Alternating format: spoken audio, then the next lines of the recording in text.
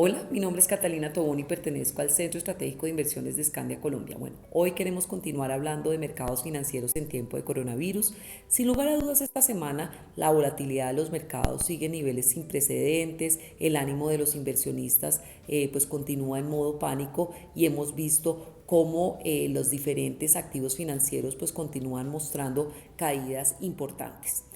Puntualmente, ¿qué ha pasado de nuevo? Pues digamos en China hemos visto cómo la producción industrial y digamos en general la economía empieza a retomar su ritmo de forma paulatina pero bastante exitosa. Entonces digamos esas son las buenas noticias que tenemos en Asia.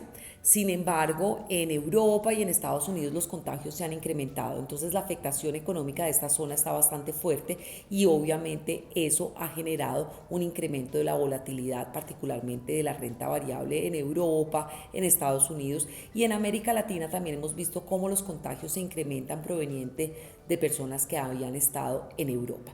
Entonces todavía los ánimos están bastante exacerbados, los agentes están en modo pánico y evidentemente eso se ve en la dinámica de los activos financieros. En Colombia, ¿cómo se han comportado las principales variables? Recordemos pues que con el tema de la guerra de precios del petróleo, donde los miembros de la OPEP y Rusia no pudieron llegar a un acuerdo sobre el recorte de la producción, pues evidentemente el precio del petróleo ha caído a mínimos niveles que no habíamos observado, pues digamos, en los últimos meses.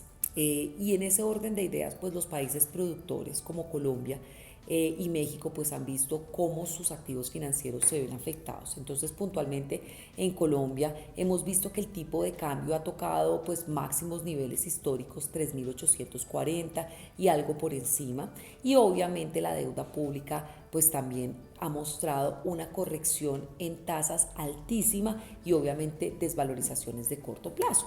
Eso hace parte de una preocupación en general por una afectación de las finanzas públicas, de la deuda externa, de las cuentas externas, porque recordemos que Colombia es un país altamente dependiente de los precios del petróleo. Las exportaciones colombianas de petróleo pesan cerca del 40% y obviamente esto genera preocupación. Sin embargo, digamos, ha habido ciertas noticias que presumen que eventualmente Rusia y Arabia Saudí pueden llegar a un acuerdo y eventualmente controlar esos niveles de producción para contribuir a un proceso de corrección del precio del petróleo. Y si la economía global repunta paulatinamente como lo está sucediendo en China y digamos que el pico del virus se suaviza en Europa, pues eventualmente también los precios del petróleo pueden corregir. Entonces, en síntesis, el mensaje es la volatilidad va a continuar mientras el tope del pico en Europa y en Estados Unidos no se toca como ha sucedido, por ejemplo, en países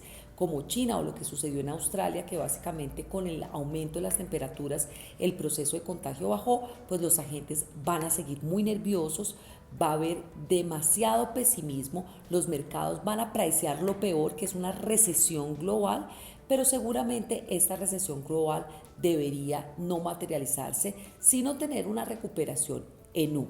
Recordemos que básicamente en el primer trimestre pues los negocios se van a ver aplazados, pero esos negocios y esas decisiones de consumo e inversión se pueden materializar para la segunda mitad del año.